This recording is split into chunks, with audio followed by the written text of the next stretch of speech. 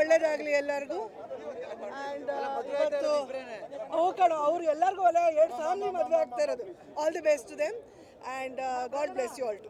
ಇಲ್ಲ, ಸಖತ್ ಖುಷಿ ಆಗುತ್ತೆ. ಎಸ್ಪೆಷಲಿ ಡಾಲಿ ಅವರು ಬಂದಿರತಕ್ಕಂಥ ಹಾದಿ ಕಷ್ಟಪಟ್ಟು ಯಾವುದು ಬೆಂಬಲ ಇಲ್ಲದೆ ತಮ್ಮ ಸ್ವಂತ ಶ್ರದ್ಧೆ ಶ್ರಮದಿಂದ ಬೆಳೆದು ಇವತ್ತು ಇಷ್ಟು ಅದ್ಧೂರಿಯಾಗಿ ಒಬ್ಬ ಮಹಾರಾಜನ ಥರ ಮೈಸೂರಲ್ಲಿ ಮದುವೆ ಆಗ್ತಾ ಇರೋದು ತುಂಬ ತುಂಬ ಖುಷಿ ಆಗ್ತಾ ಇದೆ. ಯಾಕೆಂದರೆ ಒಂದು ದೊಡ್ಡ ಇನ್ಸ್ಪಿರೇಷನ್ ಡಾಲಿ.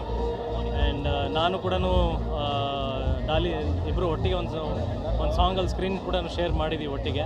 ಸೊ ಆ ದಿನಗಳಲ್ಲಿ ಇದ್ದಂಥ ಡಾಲಿಗೂ ಇವತ್ತು ಇಷ್ಟು ಮಾತ್ರಕ್ಕೆ ಬೆಳೆದಿರೋದು ನೋಡಿದಾಗ ಭಾಳ ಖುಷಿ ಆಗುತ್ತೆ.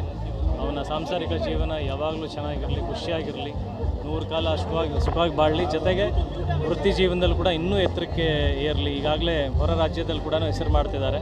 ಭಾರತಾದ್ಯಂತ ಎಲ್ಲ ಕಡೆ ಹೆಸರು ಮಾಡಲಿ, ದಾಂಪತ್ಯ ಜೀವನ ಚೆನ್ನಾಗಿರಲಿ ಅಂತ ಆಶಿಸ್ತೀನಿ. ಒಳ್ಳೆಯದಾಗಲಿ Daali. Thank you so much. ಸಖತ್ ಖುಷಿ ಆಗುತ್ತೆ. ಆ್ಯಂಡ್ ನಾನು ಗೆಸ್ಟ್ ಅಲ್ಲ, ನಾನು ಆರ್ಗನೈಸರು. ನೀವು ಬಲವಂತ ಮಾಡಿದ್ದಕ್ಕೆ ಬಂದು ಮಾತಾಡ್ತಾ ಇದ್ದೀನಿ.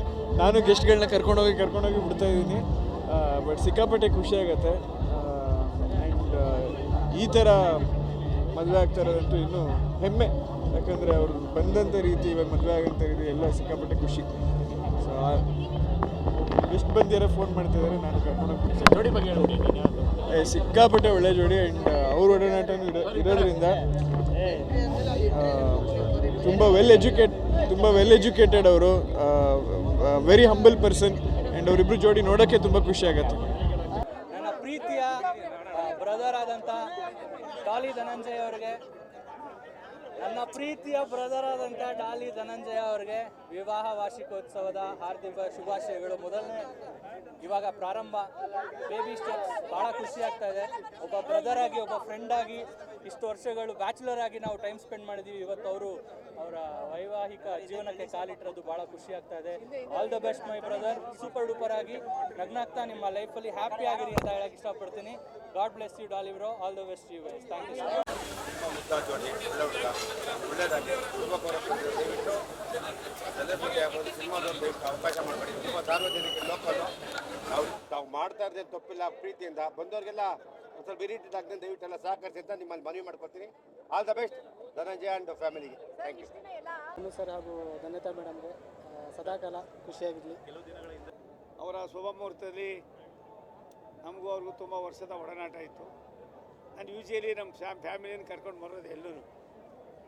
ಆದರೆ ಆತನ ಶ್ರಮ, ಆತನ ದೂರದೃಷ್ಟಿ, ಈ ಛಲ ಇವೆಲ್ಲವೂ ಕೂಡ ಇವತ್ತು ಫಲ ಕೊಟ್ಟಿದೆ.